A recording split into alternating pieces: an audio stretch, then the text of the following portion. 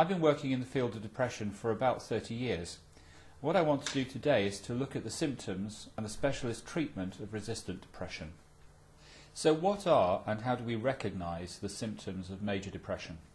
Yeah, major depression is what some people call clinical depression, and it needs to have been going on for about 2 weeks before you can diagnose it. Two symptoms have to be there. One is a severely depressed mood most of the time for most of the day for those 2 weeks. And the second one is a loss of interest and pleasure. You have to have at least one of those two. And then you have to have at least 4 of another 7 symptoms to be diagnosed. This is very technical. This is how psychiatrists do it. But effectively, if somebody is feeling very depressed for 2 weeks with difficulty in sleeping, with difficulty in eating, loss of concentration, perhaps some feelings of worthlessness and some suicidal ideas, that's really what we mean by major depressive disorder. So that's the symptoms and how to recognise a major depressive disorder. But when does depression turn into resistant depression? Well, if you go and see your general practitioner with major depressive disorder, they're probably going to try an antidepressant. Now, an antidepressant, to have a proper trial, needs to be given to you for about 6 weeks at full dose.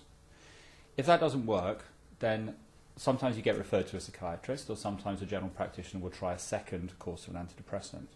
So resistant depression is when you haven't got better with at least 2 full courses of a full dose antidepressant for at least 6 weeks. And if you're still ill at that point, then you have resistant depression, depression that's resistant to treatment. Once we've pinpointed the problem, the next step is to treat the patient according to their individual needs. This can be a program of therapies and or drug treatments, and usually a combination of both achieve the best results.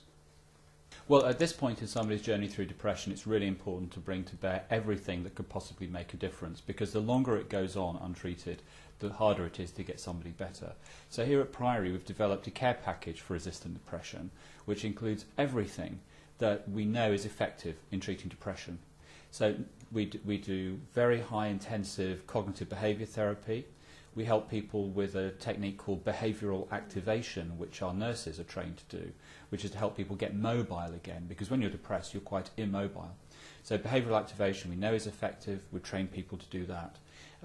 We have exercise programs for people where they can exercise up to 80% of their maximum pulse rate for their age over 30 minutes every day, and that we know that helps people to get better from depression.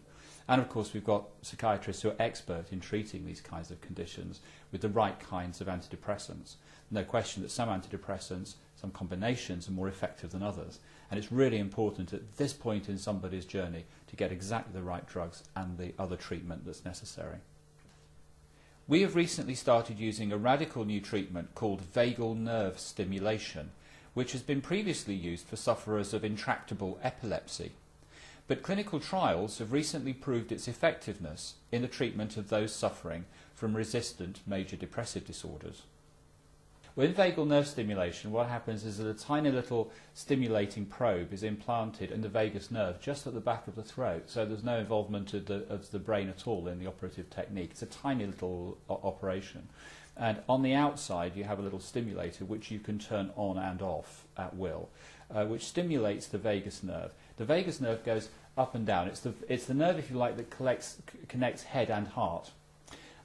So it tells your heart when you're agitated, it tells your guts when you're agitated, but it also tells the brain when your heart is stimulated as well. So if you stimulate this nerve externally, then what turns out to happen, looking at it with some very clever imaging techniques, is that it turns on the bits of the brain that are turned off in depression. And what we've found, I should say not us, but what the company that's developed this has found, over several thousand people in the USA, is that people who've had previously intractable long-term depression going on for year after year after year have got better over a period of about 3 months once they've started stimulating the vagus nerve. This is very different to ECT, where ECT is a shock to the brain. It gets you better fairly quickly, but the effect wears off. With vagal nerve stimulation, the effect comes on gradually over 3 months, and it stays. So that's a brief overview of how to recognise a major depressive disorder. If the illness doesn't recover after the first 2 treatments, there's a serious risk of chronicity, getting less likely to make a full recovery and harder to treat. But we should never give up trying to help a depressed person get better. There are treatments, old and new, that can make a huge difference to the symptoms and recovery back to leading a normal life.